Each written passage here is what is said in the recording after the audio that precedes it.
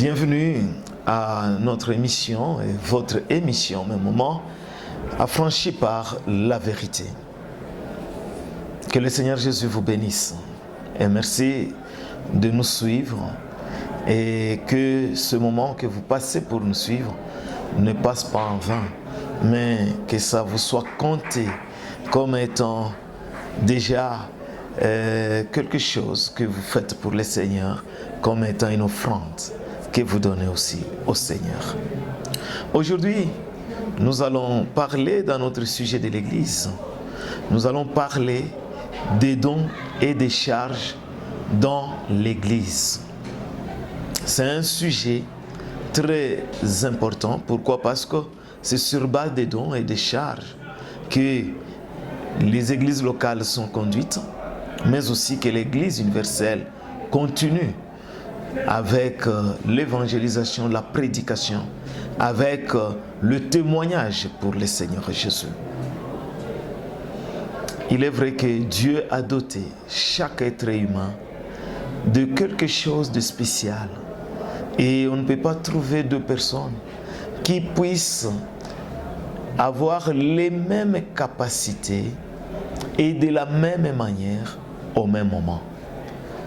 C'est que chacun est spécial. Il en est ainsi pour les enfants de Dieu. Lorsque vous croyez au Seigneur Jésus, en l'acceptant comme sauveur et Seigneur de votre vie, vous changez de vie. Vous devenez une nouvelle création. Et en devenant une nouvelle création, dans 2 Corinthiens, chapitre 5, le verset 17, Dieu vous donne aussi le don spirituel.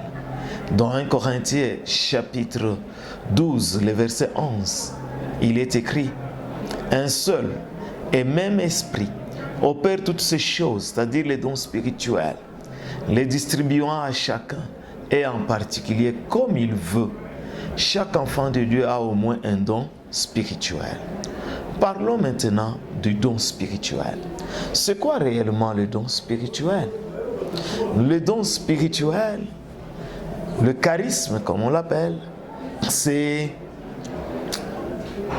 un avantage, c'est une capacité particulière que Dieu donne à chacun de ses enfants pour pouvoir accomplir un travail, accomplir une fonction, accomplir un service, c'est-à-dire ministère pour Dieu, pour la gloire de Dieu, pour la croissance du corps de Christ qui est l'Église. Et il existe plusieurs sortes de dons spirituels. Les passages clés dans la parole de Dieu pour parler de dons spirituels, nous avons Éphésiens chapitre 4, du verset 8 au verset 16. Et même si vous vous limitez déjà au verset 12. Romains chapitre 12, les versets, du premier verset jusqu'au 8e verset. 1 Corinthiens chapitre 12 entièrement nous parle des dons spirituels. 1 Pierre chapitre 4 verset 7 à 11 nous parle des dons spirituels. Commençons d'abord dans Éphésiens chapitre 4 verset 8 et verset 11 nous montre les dons de la parole. Ce sont les 5 dons de la parole, les 5 dons fondamentaux, parce que conduisent ceux qui les ont reçus à être devant les autres, à être devant les hommes, devant le public, pour pouvoir prêcher la parole de Dieu, enseigner la parole de Dieu, annoncer l'évangile de Christ. Et ces dons sont les dons d'apôtres. En fait, il est écrit au verset 11, il a donné les uns comme apôtres, les autres comme prophètes, les autres comme évangélistes, les autres comme pasteurs et docteurs. J'aimerais d'abord corriger quelque chose.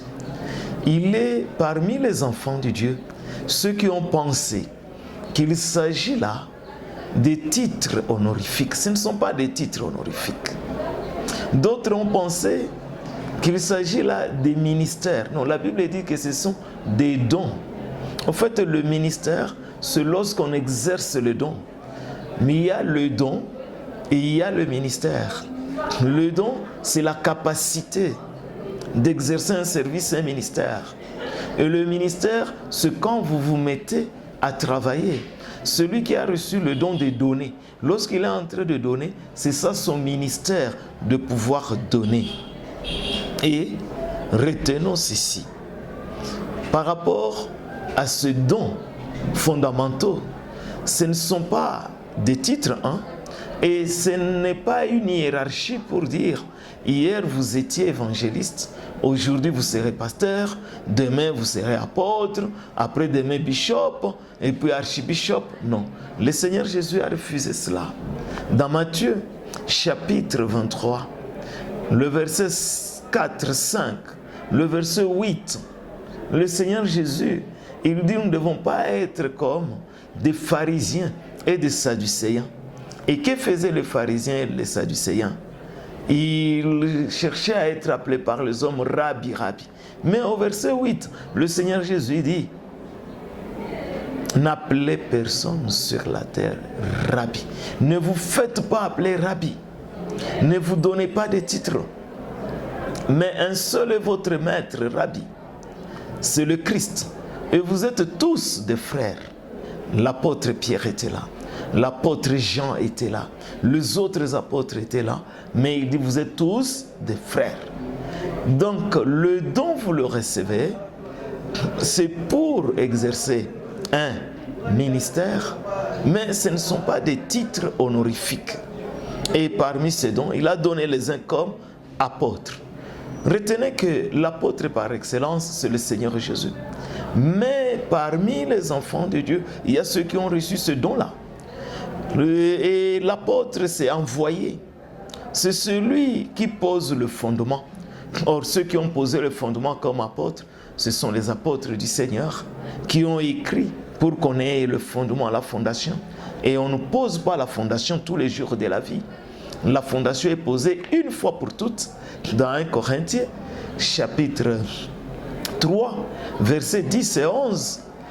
L'apôtre Paul, il dit comme un sage architecte, selon la grâce qui m'a été donnée, je pose le fondement et d'autres bâtissent dessus. Et personne ne peut poser un autre fondement que celui qui a été posé. Un autre don de ministère, un autre don fondamental, un don de parole, c'est le don des prophètes. C'est comme prophète. C'est le Seigneur Jésus qui est le prophète par excellence. Les autres sont comme. C'est-à-dire reçoivent seulement. C'est cette capacité, cette grâce. Un prophète, c'est celui qui parle de la part de Dieu. Les autres comme évangélistes. Un évangéliste, c'est celui qui annonce la bonne nouvelle, l'évangile de Dieu, l'évangile du salut. Et remarquez que l'évangéliste est cité avant le pasteur. Donc ce ne sont pas des hiérarchies pour dire que quelqu'un doit être d'abord évangéliste, demain il devient pasteur. Non, non, c'est pas, ça c'est l'organisation des hommes et c'est la chair. Mais sur le plan spirituel, l'évangéliste est cité avant le pasteur. Ça signifie quoi? Il a une prééminence. Il y a beaucoup de choses qu'on peut dire là-dessus parce qu'il n'y a rien au hasard dans la parole de Dieu. Si l'apôtre, les dons d'apôtre est cité avant, c'est parce que ce sont eux qui ont posé le fondement. Mais il y a aussi le don de pasteur. C'est le berger, c'est celui qui prend le soin des brebis. C'est celui qui nourrit les brebis de la parole de Dieu. Mais on a aussi le don des docteurs. C'est celui qui enseigne. Même des doctrines difficiles, il peut les enseigner. Et qui donne le don spirituel? Nous voyons dans Éphésiens chapitre 4 qu'on a cité, c'est Christ. Au verset 8, c'est Christ, il a fait des dons aux hommes. Dans 1 Corinthiens chapitre 12, le verset 11 que j'ai eu à citer, c'est le Saint-Esprit. Dans 1 Corinthiens chapitre 12, le verset 28, c'est Dieu lui-même Et au début du chapitre 12, nous voyons qu'il y a plusieurs ministères, mais le même Seigneur. Plusieurs dons, mais le même Esprit. Plusieurs opérations, mais le même Dieu. Le Seigneur Jésus, Dieu le Père et le Saint-Esprit travaillent ensemble pour l'avancement de l'Église. Et nous devons savoir qu'on peut solliciter un don, on peut demander un don spirituel. Mais dans quel but? Dans le but de l'édification du corps de Christ. Pour pouvoir édifier le corps de Christ, on peut. Et mais quand on demande, ce n'est pas qu'on reçoit nécessairement ce qu'on a demandé. Sachant que c'est le Saint-Esprit qui donne à chacun en particulier selon sa volonté. Il les distribue comme il veut. Est-ce qu'on peut avoir un chrétien qui n'a pas de don spirituel? Non. On peut avoir au moins un don spirituel. Est-ce que tous les chrétiens peuvent avoir un seul type de don? Non, ça ce n'est pas juste. Par exemple, il y a d'autres qui disent si tu n'as pas le don de parler en langue, donc toi tu n'as pas encore reçu le Saint-Esprit. C'est une erreur. On reçoit le Saint-Esprit, ça ne signifie pas nécessairement parler en langue. Parler en langue, c'est un don. Et tous les enfants de Dieu n'ont pas un seul don. Il y a d'autres qui ont tel don, d'autres ont un autre don. Alors il y a même des dons auxquels vous ne pouviez même pas penser. Mais on les voit dans la parole de Dieu. Par exemple, dans 1 Corinthiens, chapitre 12, le verset 28, le don de secourir, aider les autres, c'est un don spirituel. Dans 1 Corinthiens, chapitre 7, le verset 7, le don du célibat, comme l'apôtre Paul avait ce don du célibat, mais quelqu'un d'autre peut avoir le don du célibat. Le don du mariage, le mariage c'est aussi un don spirituel que Dieu donne aux hommes.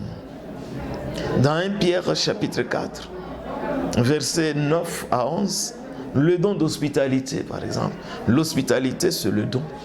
Et le plus grand des dons, les plus importants des dons, c'est l'amour.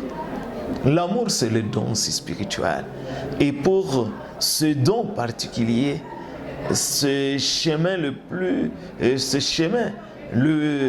plus magnifique, nous avons tout un chapitre, 1 Corinthiens chapitre 13, qui nous parle du don de l'amour. L'amour comme don spirituel aussi. Disons alors un petit mot sur les charges. Les charges sont des responsabilités dans l'église locale pour que les choses aillent de l'avant. Mais celui qui a cette responsabilité a aussi un don que Dieu lui a donné ou plusieurs dons que Dieu lui a donnés. Nous pourrons approfondir cela par la suite. Mais le don spirituel, et ma prière est que vous puissiez découvrir les dons que Dieu vous a donnés. Et c'est une question qu'on nous pose souvent. Comment découvrir les dons que j'ai reçus de la part de Dieu? Oui, il faut comprendre que les enfants de Dieu sont d'abord comme des médecins généralistes. Lorsqu'il y a un problème qui se pose, prie Dieu. Prie pour la personne qui est devant toi. Et à travers ça, tu peux découvrir les dons que tu as reçus.